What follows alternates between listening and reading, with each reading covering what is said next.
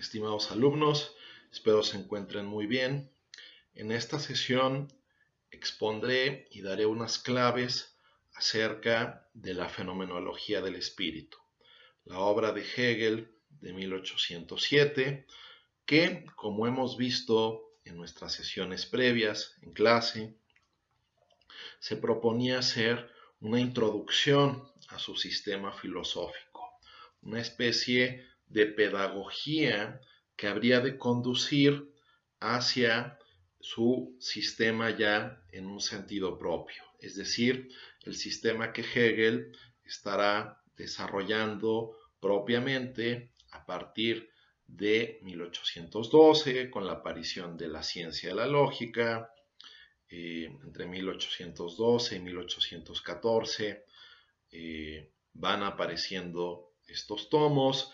En 1817 la primera edición de la Enciclopedia de las Ciencias Filosóficas y en 1820 la Filosofía del Derecho. Todo esto también acompañado en la década de los 20 con toda una serie de lecciones que imparte desde su cátedra en la Universidad de Berlín y que redondean y completan este sistema. Pero volviendo a nuestro interés, volviendo a nuestro punto, la fenomenología es este escrito fundamental que sirve como introducción o primera parte del sistema para todo lo que vendrá después. Entonces, es de capital importancia entender lo que Hegel aquí nos presenta, lo que aquí Hegel nos quiere exponer y desarrollar. Muchas de las cosas que Hegel dice en la parte que me va a ocupar ahora, ¿no?, que son prólogo e introducción, se pueden interpretar en un tono polémico respecto a contemporáneos suyos o a filósofos inmediatamente anteriores, o incluso respecto de ciertos antecesores un poco más remotos. Son escritos estos del prólogo y la introducción de la fenomenología que conviene estudiar y reparar con mucho cuidado en ellos porque abren una brecha a mucho de lo que se dirá después. Ahora bien, curiosamente, respecto al prólogo, ¿no?, que primero es el prólogo y después la introducción en la secuencia del escrito. En relación con el prólogo hay que decir algo sumamente paradójico en la presentación hegeliana, y es que para Hegel los prólogos, tal como él lo indica desde la primera página de la obra, no sirven propiamente en el quehacer filosófico. Es decir, en los prólogos uno considera o uno tiene en mente que se va a hacer como un resumen de ideas, se va a presentar ya un sistema filosófico en una dirección determinada, se presenta todo ya en forma de un resultado muy esquemático, que simplemente lo que uno encontrará después es un desarrollo de esas ideas que ya estarían expuestas en el prólogo. Y a Hegel esto le resulta particularmente chocante, es decir, para Hegel la filosofía no opera bajo esa racionalidad o bajo esos esquemas, ¿no?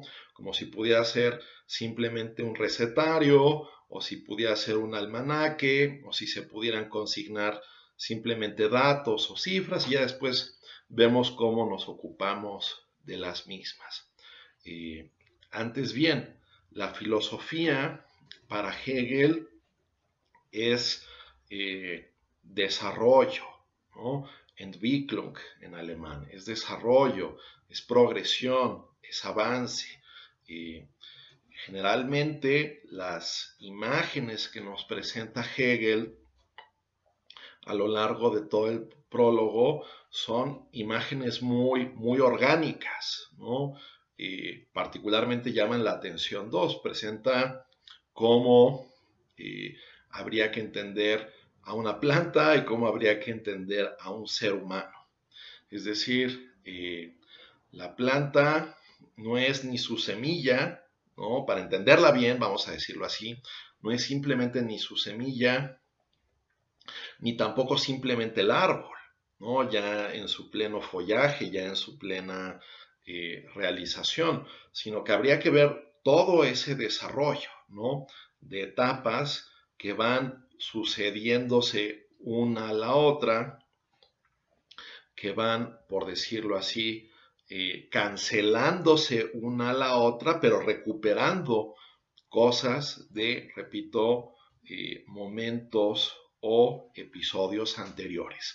Que eso tiene que ver con lo que explicábamos en la materia, en el curso, con la Aufhebung, ¿no? Con la superación dialéctica. Es decir, nosotros pues no seríamos quienes somos ahora si no hubiéramos tenido ciertas experiencias, ciertas vivencias, si no nos hubiéramos confrontado con ciertos conocimientos. Es decir, también esto vale para el ser humano en estricto sentido, toda vez que el ser humano pues tampoco puede decir uno que su verdad está en el momento de su nacimiento, en el momento de su concepción, ni tampoco que se encuentra en su muerte o en su vejez, ¿no? Sino que el ser humano es también un despliegue, es también un desarrollo, ¿no? Etapas, momentos de vida, niñez, adolescencia, juventud, madurez, que van sucediéndose unas a otras estas etapas y van dando o arrojando una configuración. Bueno, precisamente eso también tendría que ser la filosofía de acuerdo con la concepción hegeliana. Es decir, en la concepción hegeliana lo importante es el todo, ¿no? De hecho, esa frase es una de las más significativas del prólogo, ¿no? Das Wahre ist das Ganze, lo verdadero es el todo. Y esto significa que hay que hacer esa reconstrucción, no quedarnos pues volviendo un momento a este tópico de por qué prólogos en filosofía son insuficientes o inadecuados. No hay simplemente que quedarnos con proposiciones o premisas sueltas, premisas aisladas, ¿no? Así como que yo declaro que el mundo es X, o que Dios es X, o que el absoluto es Y, ¿no? Sino que habría que explicar toda una serie de razonamientos, de inferencias, de deducciones que van conduciendo hacia ese camino, ¿no? De hecho, Hegel justamente utiliza este ejemplo, ¿no? Habla de la categoría o del concepto de Dios en el prólogo y dice, bueno, si empezamos a decir o a soltar cosas como Dios es bueno, Dios es amor, Dios es omnipresente, y soltamos esto así sin más, pues de ahí no se sigue absolutamente nada, ¿no? Solo en la medida en que concatenamos todo esto de una forma articulada, de una forma discursiva, es que estamos haciendo filosofía en sentido propio. Y eso es lo que probará, o eso es lo que dará de alguna forma solidez y pertinencia a nuestras aseveraciones. Es decir, Hegel dirá en ese sentido que la forma del saber filosófico no es como tal la proposición, ¿no?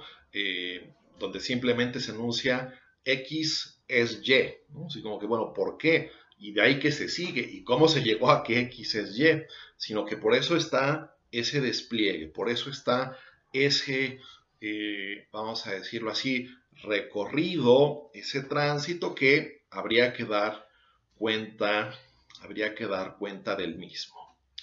Hegel piensa, en último término, que su época ya está lista para ello, ya está lista para, de alguna manera, confrontarse seriamente con el saber filosófico y con una determinada concepción del mismo. Porque, como yo les decía también en clase, hay distintas concepciones del saber filosófico que son consideradas por Hegel e inmediatamente desechadas, ¿no? Por ejemplo, la sabiduría popular, ¿no? El sentido común, lo que la gente ordinaria piensa respecto de tales o cuales cosas.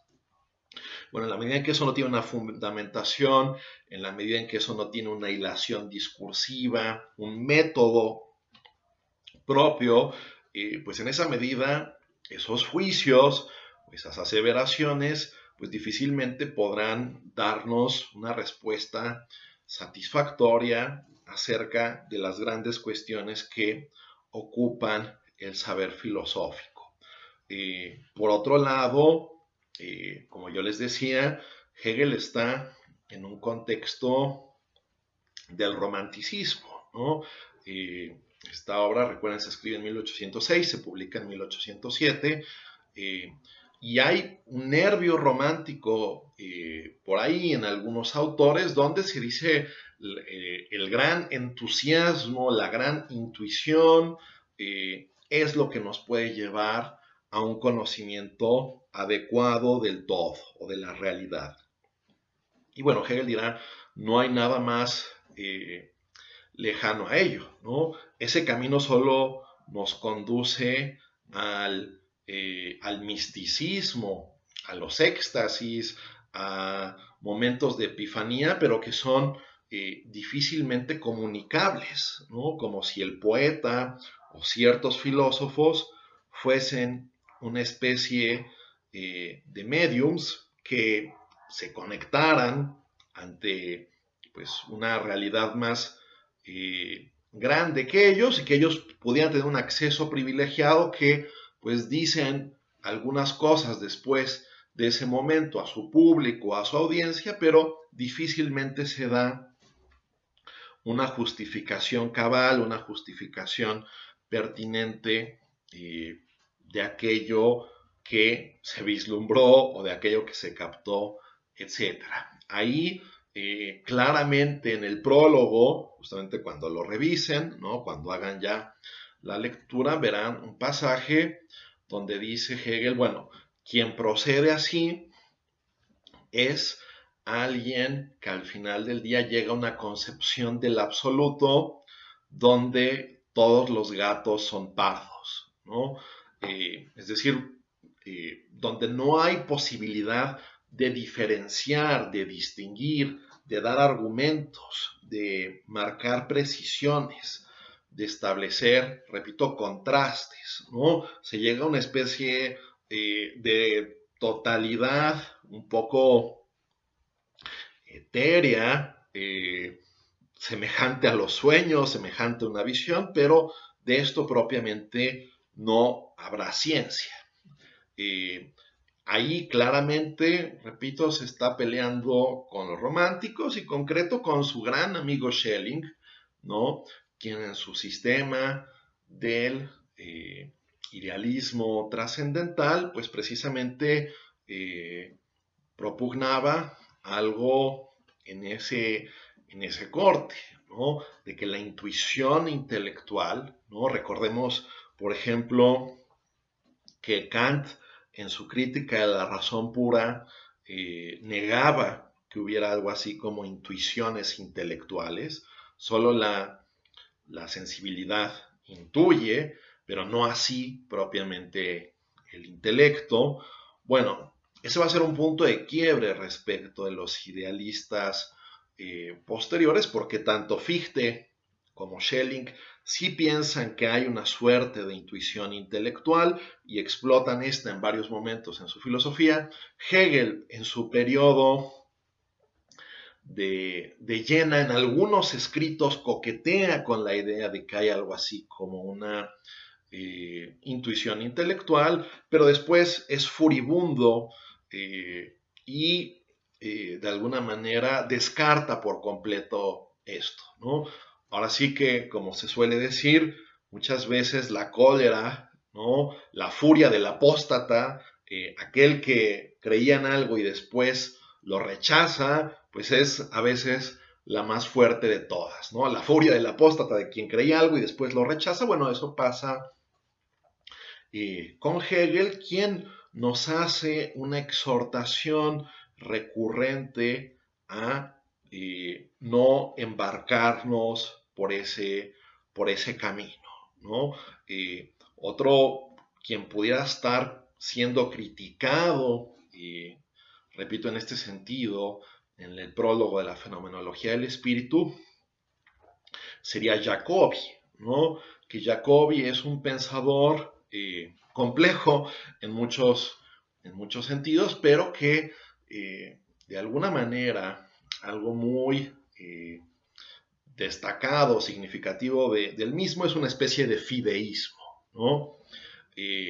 ¿Por qué? Porque de alguna manera Jacobi vio o constató, a su entender, que la filosofía moderna, justamente en sus apuestas por la razón, conducía a conclusiones o a posturas completamente desastrosas, ¿no?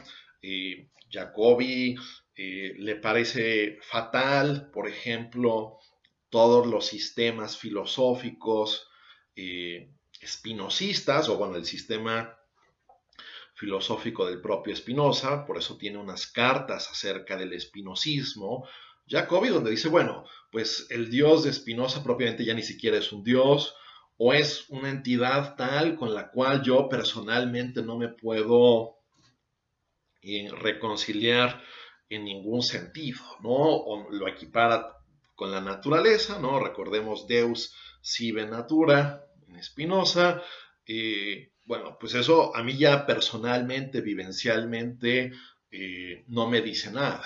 Y por otra parte, después de Kant, ¿no? Con sus fuertes dicotomías o cesuras, a entender de Jacobi, entre fenómeno y nómeno, entre lo empírico y lo trascendental, entre el entendimiento y lo sensible, etcétera, nos conduce a posturas donde la razón llega a porías, ya no puede pronunciarse con certeza y con confianza sobre las realidades metafísicas, ¿no? Entonces hace una apuesta por un fuerte fideísmo, me atrevería yo a rotularlo de esta manera, que sería la única forma al final del día de asir a Dios completamente adecuadamente, mejor dicho, adecuadamente, porque las filosofías modernas pues no hacen más que desdibujar esta realidad. Bueno,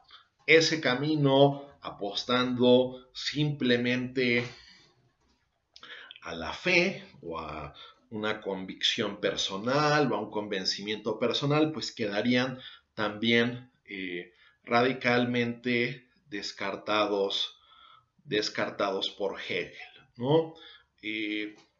Hay en todo el prólogo, en toda la fenomenología, en todo el sistema hegeliano, en realidad, una contraposición que puede ayudarnos bastante y que les puede dar esto una pista muy adecuada para leer a este autor, ¿no? Hay una constante contraposición entre la Vorstellung, ¿no? Un término que conocerán ustedes, recordarán ustedes por sus clases de Kant, la representación, la Vorstellung, y lo que Hegel llama el Begriff, el concepto, ¿no? De acuerdo con Hegel, muchas de las filosofías anteriores, de las propuestas filosóficas anteriores, se quedaban únicamente en el ámbito de la representación, ¿no? De figurarnos de alguna manera el mundo, ¿no? tal como es la tendencia de Descartes hasta Kant o Fichte de figurarnos, o sobre todo Kant, Fichte, habría que tratarlo con pinzas, ¿no? No me atrevería a hacer una generalización tal, pero de alguna manera el mundo es figurado o es representado a partir del modelaje matemático, geométrico, las ciencias naturales, etcétera, pero no se ha llegado a un concepto adecuado de la realidad, ¿no?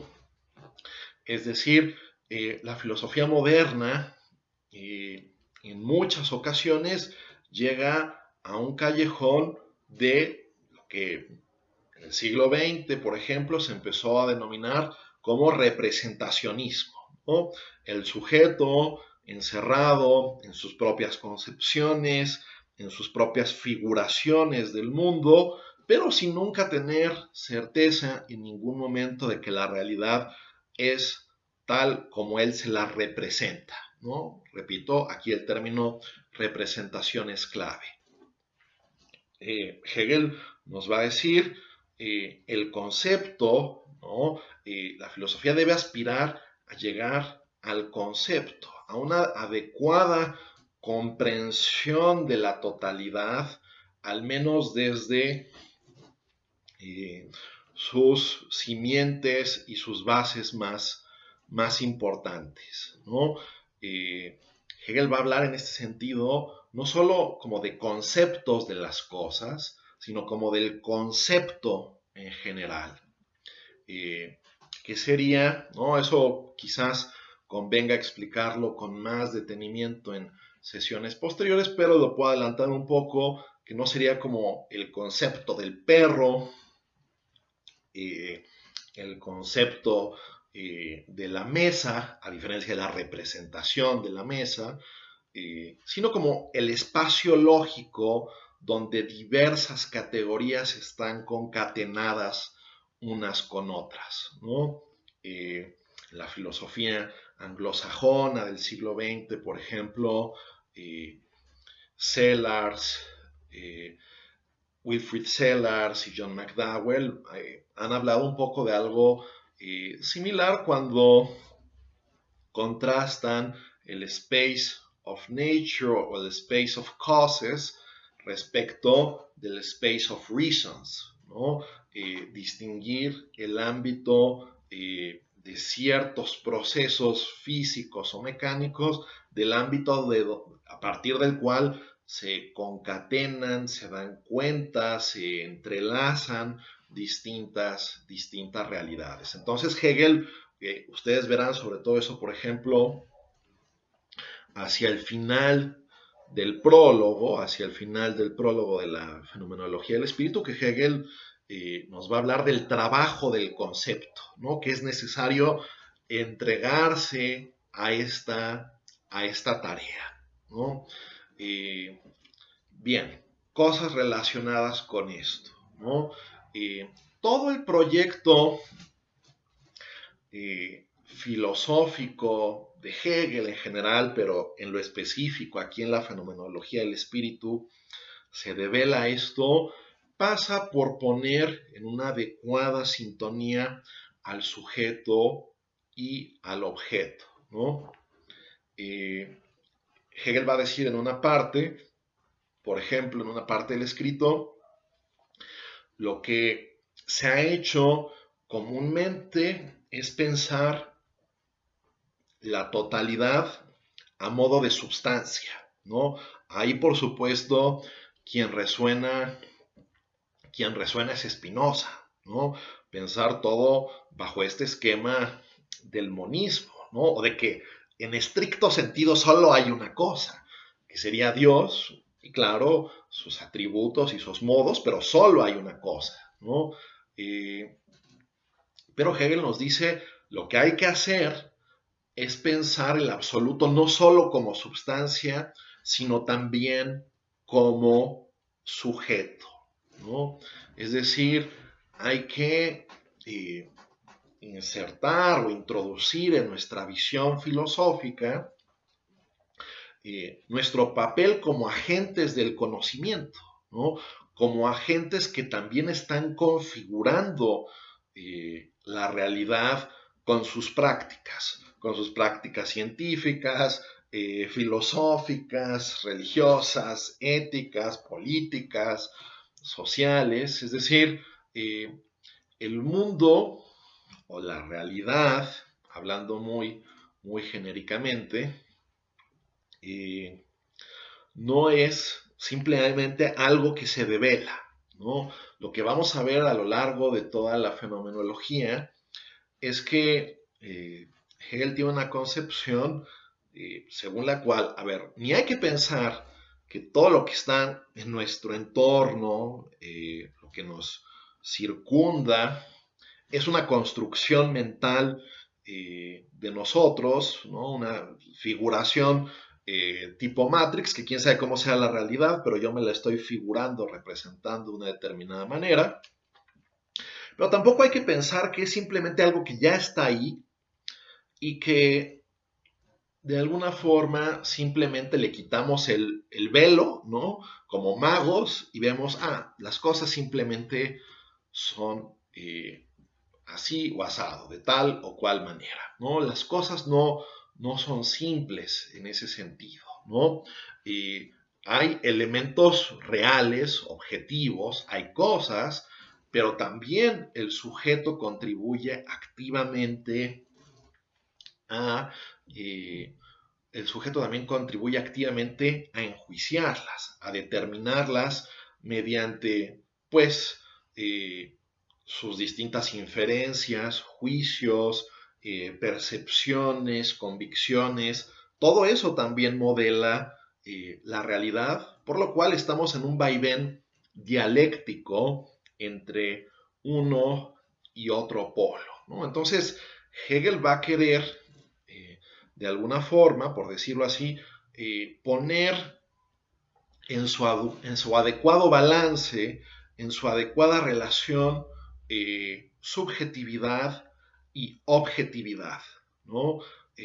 Incluso podríamos decir dialécticamente que están coimplicadas, ¿no? ¿Cómo vamos a hablar, por ejemplo, de objetividad sin ninguna referencia a un sujeto o a un agente epistémico, ¿no? A un agente cognoscente?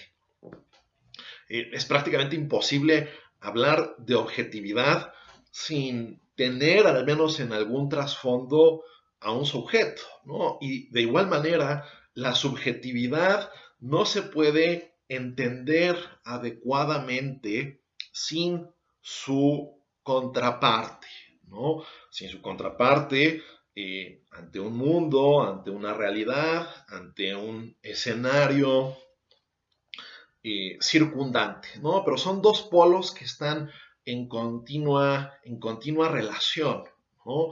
Y esto no solo eh, en relación con un sujeto eh, específico, ¿no?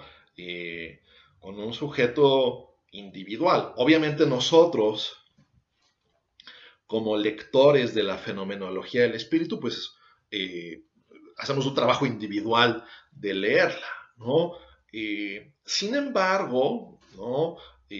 Lo que vemos en la obra es que, por supuesto, nuestra visión del mundo depende en grandísima medida en el trabajo que otros han hecho, ¿no? En un bagaje histórico, en una tradición, en ciertas formas de vida, ciertas prácticas que nos han sido legadas, lingüísticas, religiosas, sociales, científicas, etcétera, y que configuran actualmente nuestra visión del mundo, ¿no? Nosotros no descubrimos la ley de la gravedad, nosotros no descubrimos la evolución de las especies, nosotros no, vamos, no descubrimos la democracia, no descubrimos la geometría, sino que todo eso son un bagaje de la humanidad vista en cierto sentido figurado como un sujeto colectivo, ¿no? a mí es importante señalar esto, ¿no? A mí me parece importante señalar esto, de que cuando se habla de el espíritu, eh, en este sentido, como que Hegel está pensando en un sentido de un sujeto colectivo figurado, ¿no? No es que exista una especie de hiperconciencia que sea la humanidad como forma platónica que simplemente esté progresando, desarrollándose en la historia, ¿no? Existe esa falsa comprensión de Hegel, a mi entender, ha sido como uno de los mitos acerca de la filosofía hegeliana que más se han extendido, pero que no cabe, a mi entender, convalidar o constatar dicha apreciación con los textos, ¿no? Vistos adecuadamente, leídos adecuadamente, me parece que eso no se puede sostener, pero ese es un debate o esa es una cuestión que posiblemente nos ocupe mucho a lo largo del curso. Pero yo quisiera subrayar eso, ¿no? Que Hegel de repente habla, sí, muy grandilocuentemente de el espíritu, ¿no? Como una forma de conciencia común o colectiva, que yo creo que sí hay algo, algo así, ¿no? Eh, en tanto que de alguna manera tenemos toda una serie de prácticas de la más distinta índole, pero son prácticas que configuran nuestra conciencia individual, pero que sin embargo no son patrimonio exclusivo de sujeto alguno, ¿no? Sino que son prácticas comunes, son prácticas extendidas, abrazadas por una pluralidad y por lo mismo generan o constituyen un ámbito de intersubjetividad, ¿no? Por lo mismo, esta categoría de espíritu, de acuerdo con Hegel, siempre va a conllevar, siempre va a estar aparejada siempre va a estar aparejada con una noción de comunidad al final del día, ¿no? Bien, tal como yo les anticipaba en nuestra sesión anterior, tal como también vengo diciendo un poco en este video, sujeto y objeto son claves o tópicos fundamentales en Hegel que él quiere poner en una adecuada relación, ¿no?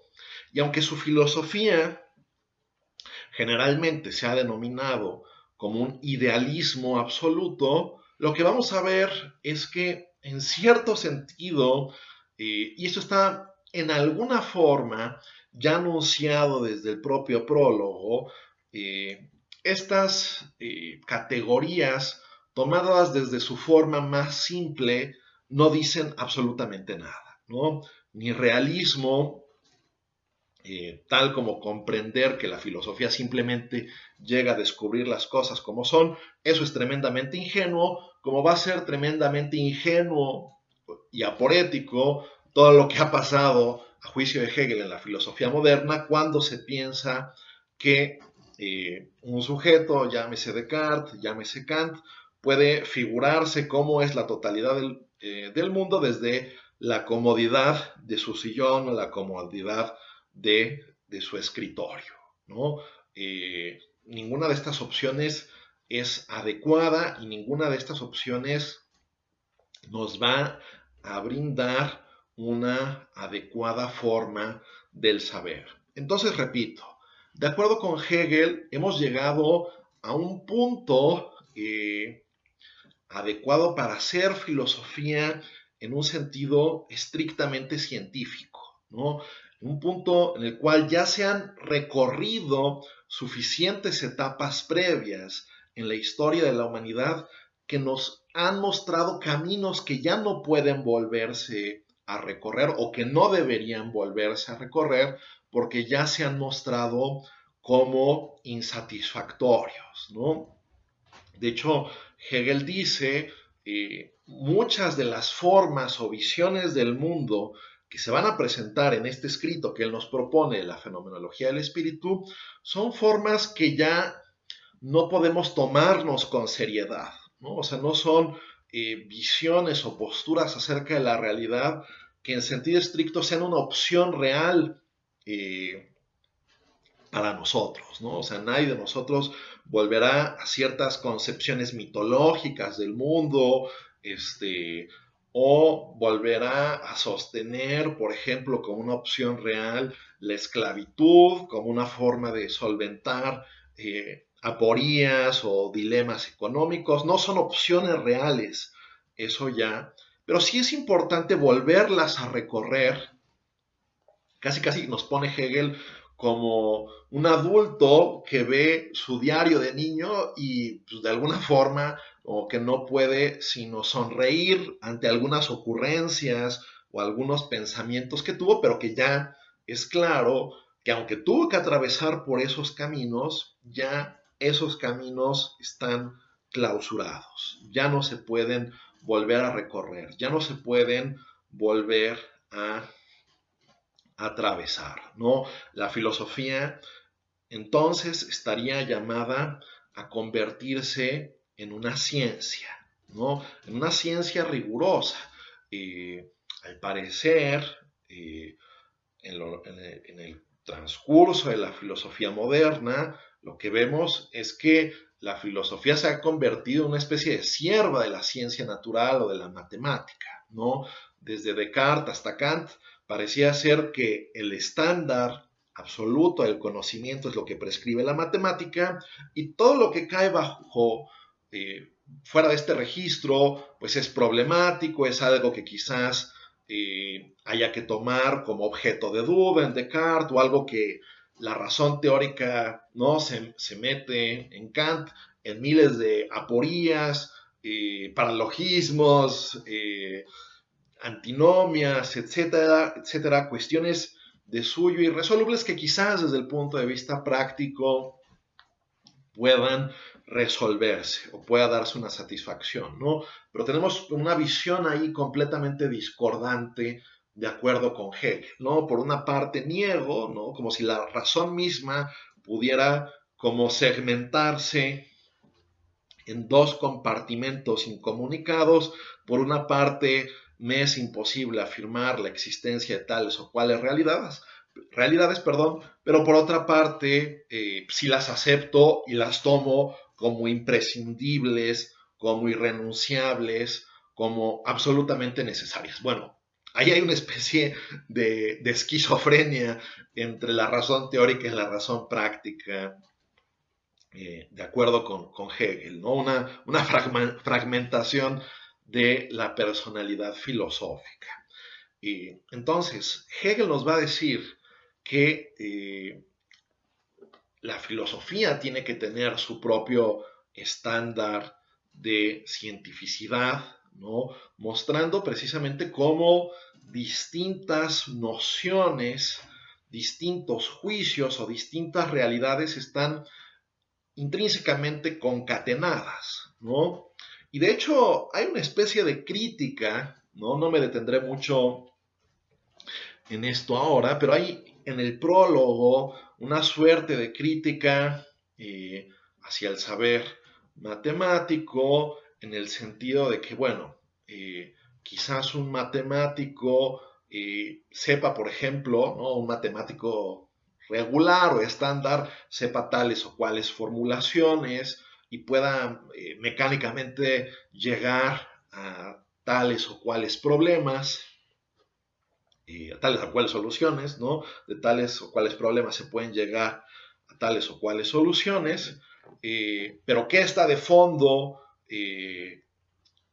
respecto de su ciencia, ¿no? ¿Qué es la unidad? ¿Qué fundamenta la necesidad de los juicios matemáticos? ¿Cómo es, por ejemplo, que existen ciertas relaciones dialécticas entre la línea, el espacio, las dimensiones geométricas, etcétera? Eso ya no lo puede hacer en cuanto matemático, ¿no? Sino que necesita que la filosofía le explique su ciencia, por decirlo de algún modo, ¿no? Es decir, Hegel tal como lo presenta, repito, en la fenomenología, en el prólogo, no es que yo esté diciendo, suscribiendo estas cosas, simplemente lo estoy poniendo ahora en rasgos generales, lo que el autor sugiere. El matemático opera con muchas realidades, sin embargo no se ocupa de sus relaciones dialécticas, ¿no? De cómo ciertas nociones son explicadas o están implicadas en otras, ¿no? Sobre ello quizás el gran porcentaje de matemáticos no está en condiciones pues de tener ese saber. Ese saber sería más bien propiamente filosófico, ¿no? Explicar, por ejemplo, la idea fundamental de qué es unidad, ¿no? Aunque sea una obviedad para el matemático, en cuanto que nos dice 1 más 1 es 2, bueno, explicar algo tan simple como la idea de unidad implica entrar en todo un entramado de nociones, juicios e inferencias que desbordan como tal la ciencia matemática en sentido estricto, ¿no? Esto ya es más bien, en sentido estricto, perdón, esto ya es más bien filosofía y de ello hay que darnos cuenta. Entonces no hay que ceder de acuerdo con Hegel, esto es un cambio de paradigma importante, no hay que ceder la batuta del conocimiento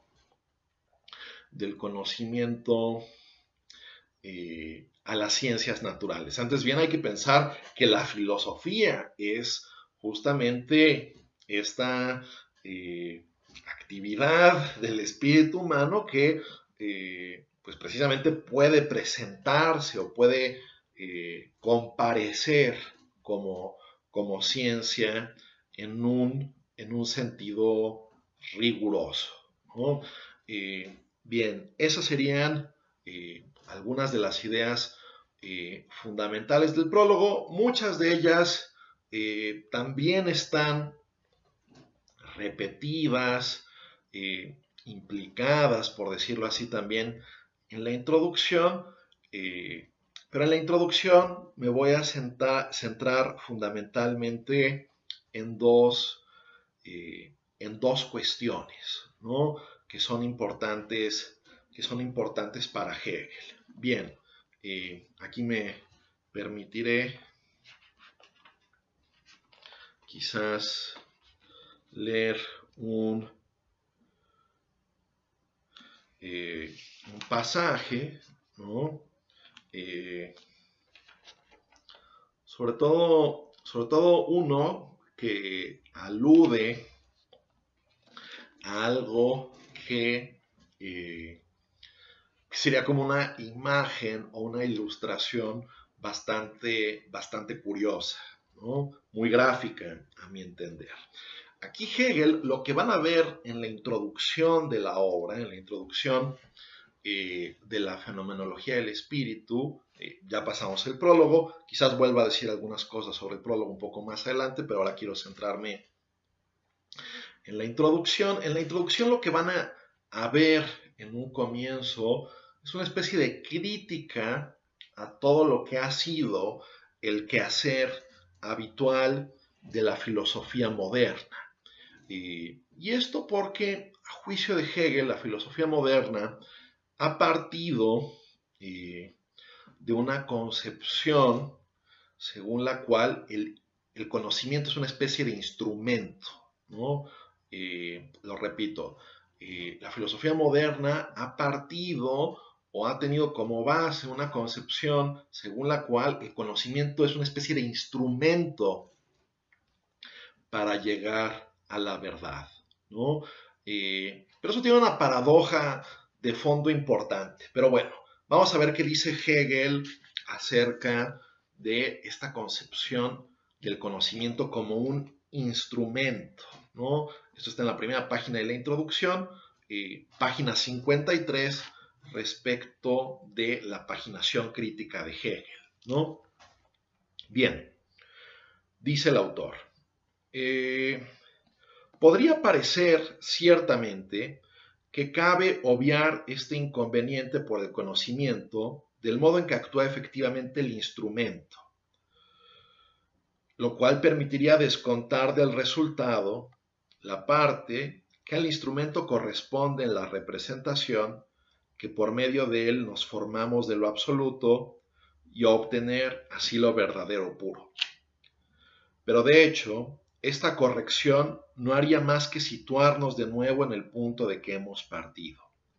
Si de una cosa modelada descontamos lo que el instrumento ha hecho con ella, la cosa para nosotros, es decir, lo absoluto, vuelve a ser exactamente lo que era antes de hacer este esfuerzo, el cual resultará por tanto baldío.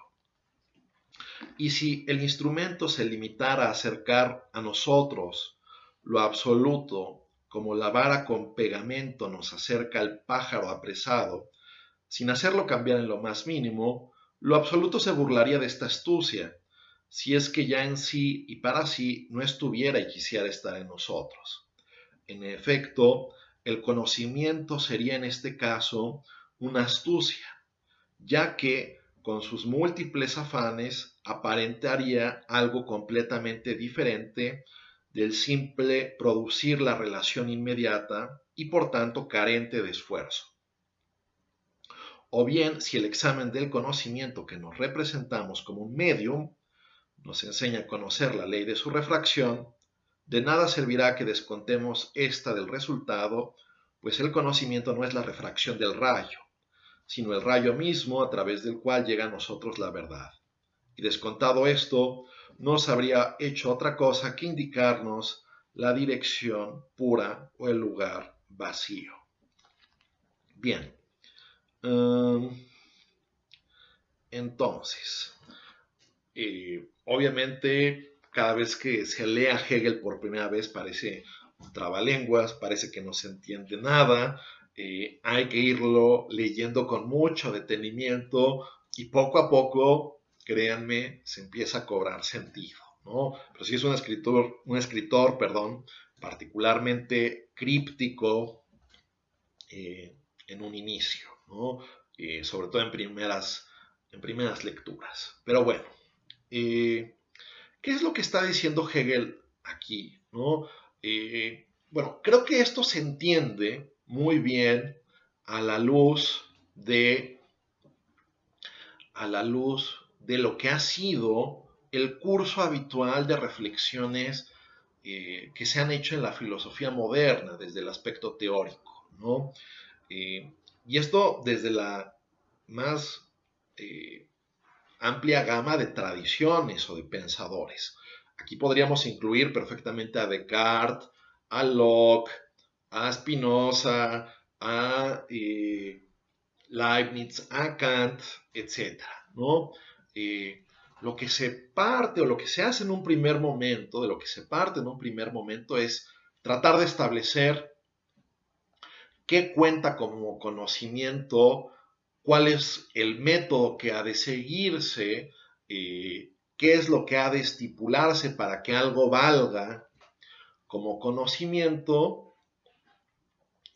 antes de arrojarse a estudiar las cosas mismas, ¿no? O los fenómenos mismos, o la realidad en su conjunto, que podríamos ahorita denominar genéricamente como el absoluto. Antes de estudiar la totalidad de cosas que hay, pues estudiemos primero cómo hemos de aproximarnos a ellas. Demarquemos ya de antemano, estipulemos ya de antemano qué ha de contar como verdadero y qué ha de contar como falso. Bueno, Hegel dice, bueno, aquí cabe hacer una muy sencilla pregunta, ¿no?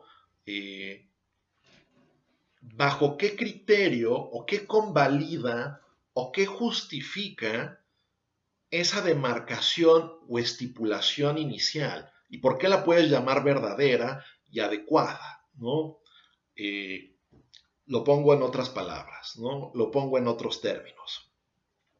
Nosotros queremos encontrar el instrumento adecuado para hallar la verdad, ¿no? Y queremos el mejor instrumento posible. Ahora, cabe hacer la pregunta, ¿cómo es que vamos a saber que ese es el mejor instrumento posible y no otro? Y no su contraparte, y no otro camino, ¿no? Es decir, aquí nos enfrentamos a la posibilidad de un regreso al infinito, ¿no? Porque de alguna manera esa estipulación que demos acerca de por qué este instrumento, este medium es mejor que otro, pues podría uno preguntar, bueno, ¿y en qué se basa esa estipulación? ¿O en qué se basa esa demarcación? ¿Por qué dices que esa justificación para determinar que este instrumento es el correcto, en qué te basas para decir que esa es adecuada? Y esto se podría extender indefinidamente. Hay un regresus ad infinitum potencialmente en esto que acabo de señalar. Hegel quiere decir o quiere apuntar con esto a algo muy, muy concreto, ¿no? Y es que lo que ha pasado son dos cosas. A ver, por una parte, toda la filosofía moderna entonces comienza con el escepticismo, ¿no? Eso es una tesis muy radical, pero a su vez muy sugerente, ¿no? De acuerdo con Hegel, toda la filosofía moderna parte de un temor, ¿no? Parte de una incertidumbre. ¿Alcanzaré o no la verdad? ¿No?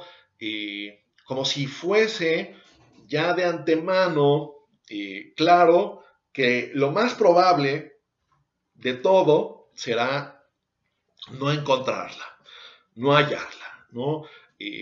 Casi, casi, el temor, la actitud psicológica de fondo es, no he de hallar la verdad o es muy difícil hallarla, pero quizás este intento podría dar con el blanco, ¿no? Dar con el clavo.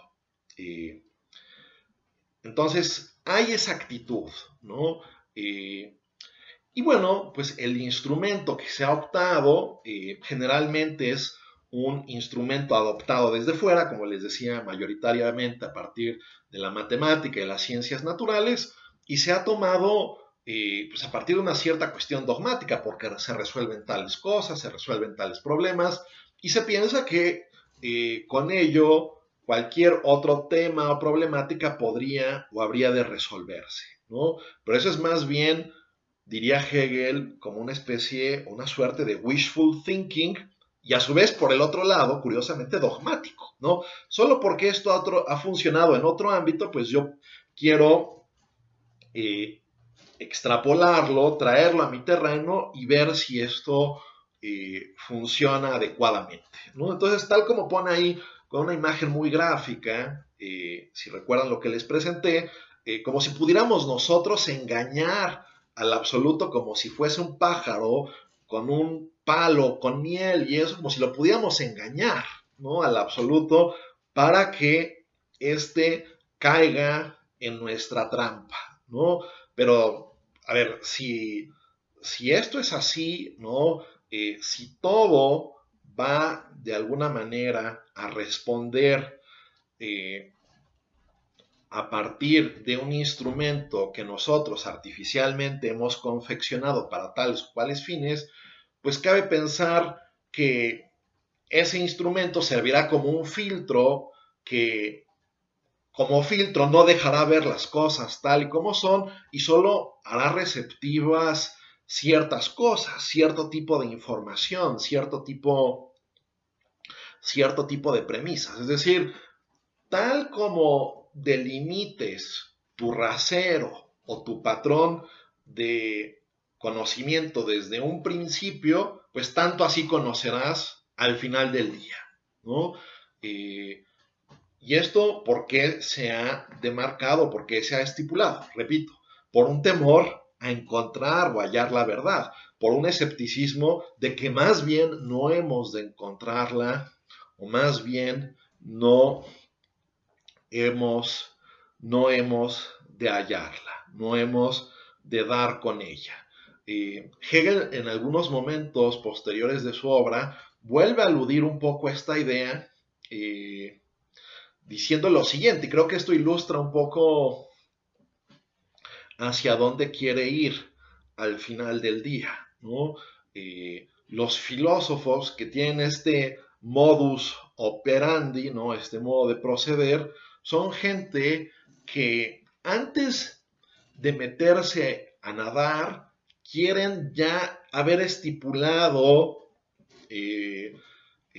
casi, vamos a decirlo así, manualísticamente, cómo es que se tiene que hacer la brazada, con qué ángulo específicamente, con cuánta fuerza he de patalear en cada momento, en cada instante, como si se tuviera que hacer un recuento minucioso y pormenorizado de todas estas cosas, cuando en realidad lo que habría que hacer, de acuerdo con Hegel, es echarse a la alberca e intentar nadar. Ahora bien, ese echarse a la alberca e intentar nadar no es un acto, por decirlo así,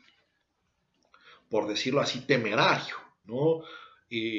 Sino que en efecto, ya al final del día, digo, esto es un ejemplo, ¿no? Lo de echarse a nadar tiene ciertos límites esta analogía, ¿no? Pero ya al final del día muchos caminos se han ensayado, ¿no? Es decir, una de las tentaciones modernas, y aquí se va a ver algo que es característicamente hegeliano, como se va a ver a lo largo de toda la fenomenología y en todos sus escritos, es que ya hay ese bagaje común que nos da ciertas pautas, que nos da cierta orientación a partir del cual movernos, ¿no? No es que realmente vayamos a empezar desde cero, ¿no? Es decir, desde Descartes en adelante hay una tentación moderna de hacer una especie de corte de caja, ¿no? Decir, a ver, ya todo lo anterior nos sirve, volvamos a poner el edificio desde sus simientes más básicas, ¿no? Y ahí empezamos a construir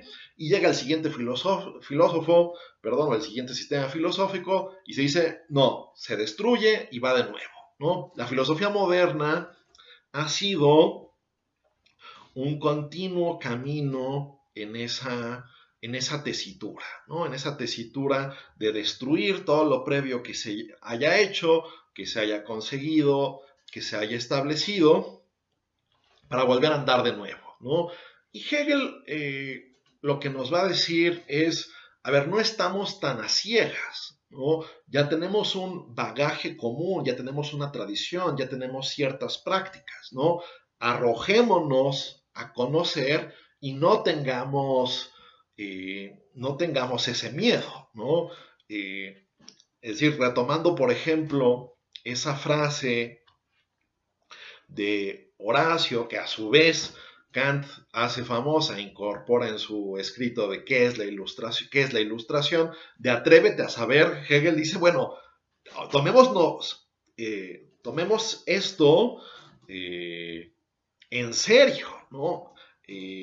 Hay que atrevernos a conocer, hay que atrevernos a saber y no andar con esta duda metódica o con este temor escéptico de, bueno, pues a ver hasta dónde llegaremos y si llegamos hasta aquí, eh, ya, estaremos, ya estaremos conformes, ¿no? Hegel piensa, y eso se ve sobre todo en la introducción, lo voy a frasear de esta manera. A ver, la conciencia recurrentemente llega a ciertos límites, ¿no? Llega recurrentemente a tales o cuales circunstancias donde a veces no puede ir más allá, ¿no? Donde se topa con pared, ¿no? Pero darse cuenta de ese topar con pared, ¿no? Implica ya de alguna manera ir un poco más allá de ese límite, ¿no? Me explico. Cuando nosotros nos confrontamos con un problema matemático y no llegamos a su solución adecuada, y ensayamos como el camino y vemos, ¿no? Nosotros teníamos como una preconcepción, por ejemplo, de cómo intentaríamos resolver esto y revisamos los pasos y sin embargo llegamos al final y esto no se resuelve. Bueno, al final del día, si este tope con pared es lo suficientemente brusco y antagónico, lo que debería de pasar es que digamos, al final del día, bueno, pues hay que replantearnos cómo estamos atacando este problema, ¿no? Eh, Hay que replantearnos si este es el método adecuado y si el problema, en términos generales, quizás debe formularse así, o si no hay otros elementos que habría que tomar en consideración, ¿no? Es decir, llegar a un límite en muchos momentos ya equivale ir más allá de ese límite, ¿no? Dándonos cuenta que tenemos que volver a plantear la situación, volver a examinarla, ¿no? Traer más elementos en consideración. En el ámbito social, si nosotros estamos tratando de atacar la pobreza o cualquier problema social, la drogadicción o el narcotráfico desde determinada manera, y vemos que una determinada estrategia o forma no hace sino agravar el problema o no se soluciona, pues habría que ver cómo replantear la cuestión, ¿no? Pero lo que no podemos hacer es quedarnos ahí, ¿no? Hay que justamente abrazar otro tipo de visión, abrazar otro tipo de perspectiva, ¿no? Entonces, llegar a un límite, de acuerdo con Hegel, generalmente lo que ocurre o lo que pasa es que ya estamos yendo más allá de eso, ¿no? Ya estamos al final del día tratando de pensar otra concepción, otra visión de la realidad que haga justicia de mejor forma a aquella interrogante, aquella problemática frente a la cual estamos siendo confrontados, ¿no? Y esa es la noción eh, de experiencia, ¿no? Como les decía en la clase anterior, de Erfahrung, que es típica en Hegel, es típica en la fenomenología del espíritu y que de alguna forma es esto que les decía, estaba aludido en el título original de la obra, ¿no? De ciencia, de la experiencia, de la conciencia, ¿no? La experiencia es un término técnico que implica esto de cómo llegamos con un objeto y tenemos una concepción de él, pero al interactuar con ese objeto, nuestra concepción del objeto cambia y nosotros mismos cambiamos, ¿no? Esto es una idea medular de Hegel y me parece que es importante leerla. Esto está en la página, final de la página 59 y en la página 60, en la paginación crítica, ¿no? Es un poco largo esto que voy a leer, revísenlo esto con calma cuando ustedes lean esta parte, porque esta página es fundamental para leer toda la fenomenología, ¿no? Aquí Hegel está retratando esto que les menciono, ¿no? De cómo llegamos con un objeto, tenemos una concepción del mismo y cómo esa concepción puede cambiar y nosotros con ella, con esa concepción, ¿no? En efecto, la conciencia es de una parte conciencia del objeto y de otra conciencia de sí misma, conciencia de lo que es para ella lo verdadero y conciencia de su saber de ello. Y en cuanto que ambas son para ella misma es su comparación, ¿no? La conciencia media entre sí misma y su concepción de lo que es el objeto. Es para ella misma si su saber del objeto corresponde o no a este. Es cierto que el objeto parece como si fuese para la conciencia solamente tal y como ella lo sabe, que ella no puede, por así decirlo, mirar por atrás para ver cómo es, no para ella, para la propia conciencia, sino en sí. Esto de para ella o para sí y en sí, ahorita vuelvo a explicar, ahorita llegaré a explicar eso, que también es una distinción muy importante. Por lo cual no puede examinar su saber en el objeto mismo.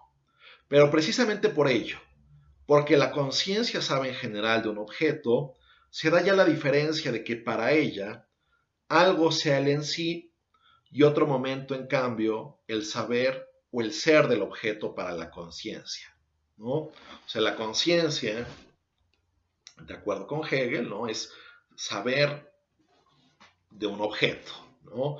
Pero a su vez, la conciencia tiene esta capacidad de desdoblarse, de volverse sobre sí misma, ¿no? A ver, esto es para mí el objeto, esto es un objeto, pero a su vez esto es para mí en cuanto que yo lo estoy captando, lo estoy procesando, lo estoy enjuiciando, es decir, sé distinguir entre mi captar el objeto y mi concepción o lo que pienso, lo que yo razono o articulo en relación con el objeto, ¿no?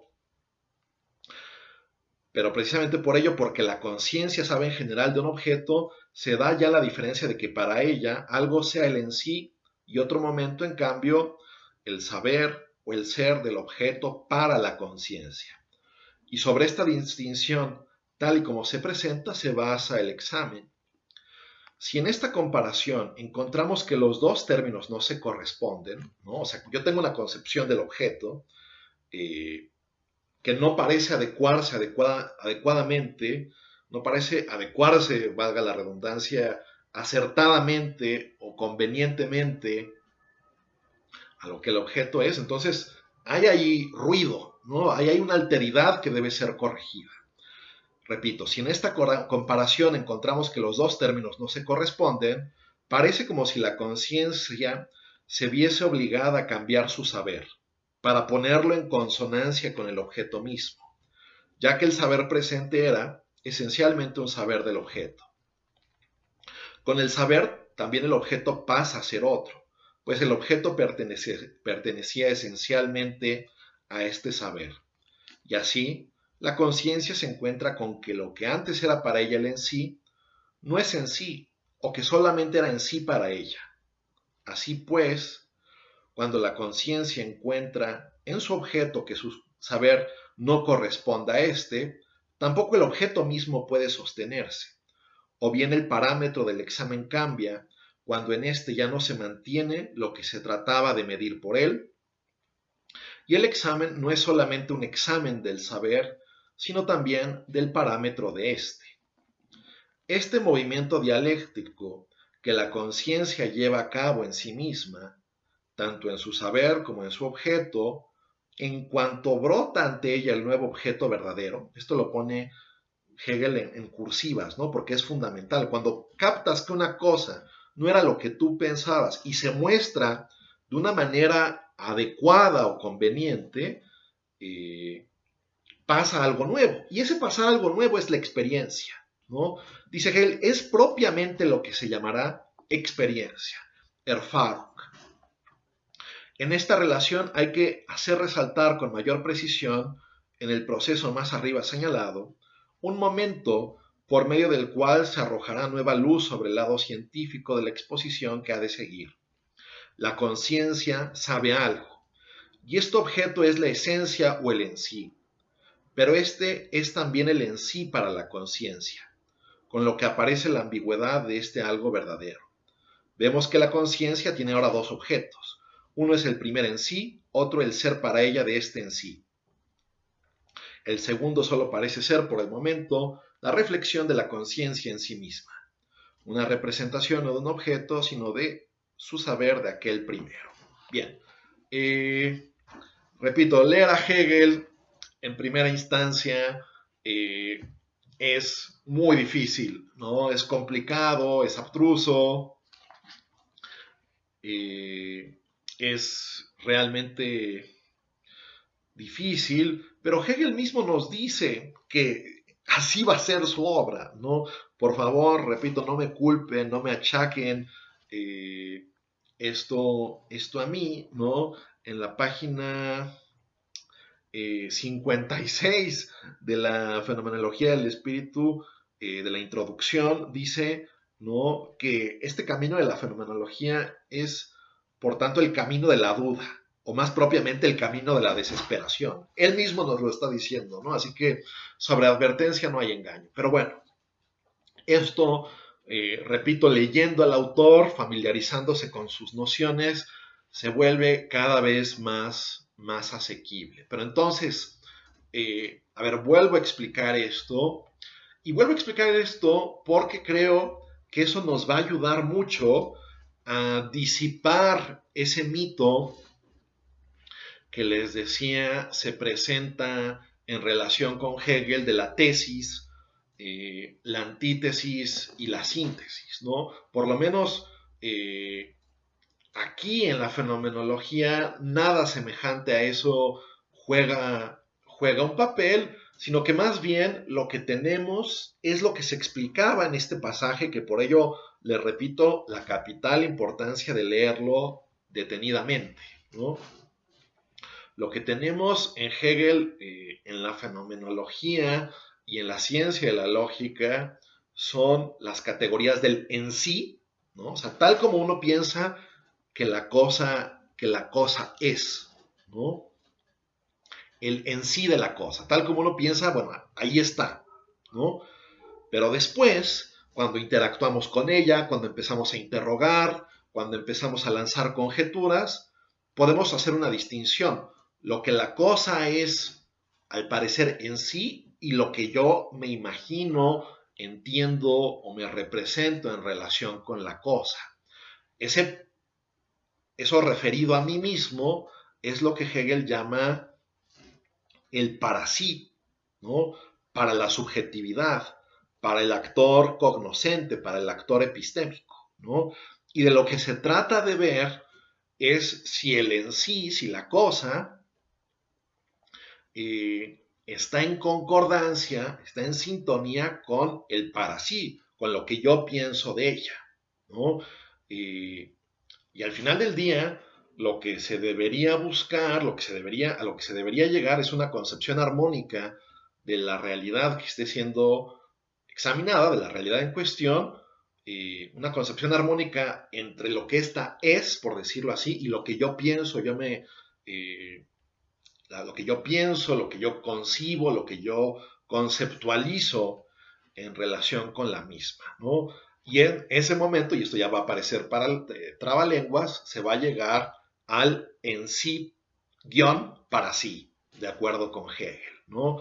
A un momento en el cual, repito, el objeto que yo estoy atendiendo, que yo estoy considerando, está en sintonía con lo que yo pienso, me figuro, me represento, conceptualizo en relación con el mismo. Y eso puede llevar a otra problemática, a otra discusión, a ver cómo se relaciona ese objeto ya con otro, ¿no? Y quizás ahí ya me tenga que volver a replantear toda una serie de cuestiones y se vuelva a dar esta dialéctica del en sí, del para sí, del en sí para sí, que son, repito, los términos que utiliza Hegel, ¿no? No los términos de los manuales que seguramente son escritos por gente que no leyó directamente al autor, ¿no? Pero entonces, ese movimiento, ¿no? Porque esta es quizás como la palabra más recurrente en Hegel para describir este proceso, este movimiento en el cual atiendo una cosa, examino, reparo qué es lo que pienso, yo entiendo por ella, veo si hay una correspondencia, si no hay algo que afinar, y en la medida en que hay algo que afinar, el objeto cambia, se muestra algo distinto, y a su vez yo ya soy alguien distinto, porque ya no era aquel que pensaba X, sino soy ahora el que piensa Y, yo mismo me he transformado, ¿no? La cosa se ha transformado y yo mismo me he transformado en este proceso, ¿no? Como les ponía un poco en la explicación en clase, ¿no? Es como cuando uno ve una película, ¿no? Y quizás para ilustrar esto más puntualmente, ¿no? Hay, por ejemplo, un asesinato en la película, ¿no? Y uno está conjeturando quién pudo ser el asesino y uno empieza a pensar que tal persona pudo haber sido, ¿no? Y uno rememora ciertos elementos o ciertos acontecimientos que se fraguaron en la película, pero después pasa algo que desmiente completamente la hipótesis que uno tenía, ¿no? En una buena película generalmente uno no puede adivinar sino hasta el mero final quién era el verdadero culpable, pero entonces uno mismo, la trama va cambiando, los sucesos van diversificándose, la cosa se muestra o comparece como otra, pero en ese proceso yo también me estoy transformando. Ya no era yo el que pensaba que tal, sino el que este otro va a ser el responsable o el, el culpable, ¿no? Eh, Ese es el movimiento dialéctico que va a ser esta gran narrativa, porque yo les hacía mucho énfasis, la fenomenología del espíritu es de los pocos grandes tratados en la historia de la filosofía, y sobre todo tratados sistemáticos, porque hay otra clase de tratados o sí, investigaciones, estudios filosóficos que no tienen esta aspiración sistemática. En Hegel sí, ¿no? Es un tratado sistemático pero narrativo, ¿no? Hay una narración aquí en la cual nosotros vamos a ser partícipes de toda una serie de cambios, de observar, de apreciar la realidad de una determinada manera y después ir ajustando constantemente esos cambios, ¿no? Ir ajustando constantemente, perdón, esas concepciones, esas cosmovisiones, esas percepciones que tenemos respecto de algo, acompañados a su vez por la voz del director, ¿no? Es como esas películas que tienen comentario del director y que uno puede poner el comentario del director mientras va viendo la trama, ¿no? Bueno, pues nosotros van ocurriéndonos cosas mientras vemos que ciertos eventos se describen, se caracterizan, se retratan y a su vez vemos o encontramos una explicación de por qué esos eventos cambian, por qué nosotros estamos cambiando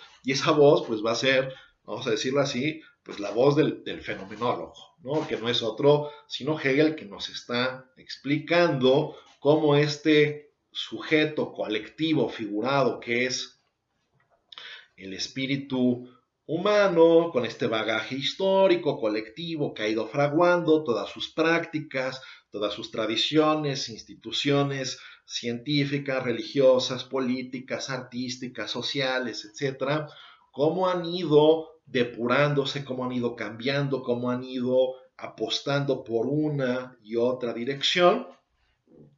Y todo esto Hegel lo hace, repito, con el objetivo último de preparar a una conciencia ordinaria para el punto de vista adecuado de la ciencia, ¿no? Que el punto de vista adecuado de la ciencia es esto que se describe en el último capítulo de la fenomenología del espíritu, el saber absoluto, que ya de antemano puedo decirles que no es saber todo de todo, ¿no? No es saber cuánto dinero trae tal o cual persona ahorita en la calle en la cartera, no es predecir cómo va a quedar el partido de fútbol mañana, sino que se va a entender algo muy específico por esto de saber absoluto. Pero solo llegando a ese punto, al cual, dicho sea de paso, toda conciencia ordinaria podría llegar a aquel lugar, a aquel punto, solo a partir de ahí vamos a llegar a una concepción adecuada para hacer filosofía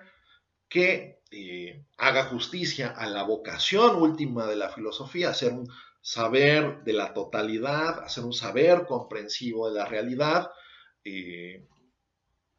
y con ello salir de toda una serie de filosofías que, repito, no hacen justicia ni a los sujetos ni a los objetos, porque los ponen en un desbalance, en un desarreglo, ¿no? Filosofías que apuestan a la finitud de los sujetos, como a juicio de Hegel ocurre con los casos de Descartes, de Kant, de Fichte, o que nos presentan una totalidad como Schelling o como Spinoza, pero donde no cabe un espacio adecuado para la subjetividad, ¿no? Para aquel que está pensando, aquel que está concibiendo todas estas cosas, ¿no? Su contribución en el modelaje del saber a partir de sus juicios, conceptos, inferencias, razonamientos. Hay que hacer ese espacio adecuado, hay que fraguar ese espacio conveniente para un saber filosófico, para no volver a incurrir en, repito, las distintas aporías a las que históricamente han conducido determinados sistemas filosóficos, sobre todo a partir de la filosofía moderna. Esto nos va a conducir al final del día a una historia, ¿no? Repito, la fenomenología tiene un tono, una escritura preponderantemente narrativa, y ese es otro elemento que simplemente quiero dejar apuntalado, ¿no?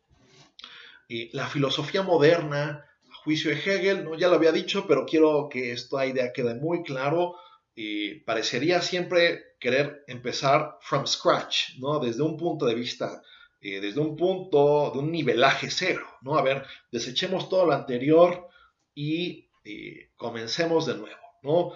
La filosofía tiene que dar cuenta también de la historia, ¿no?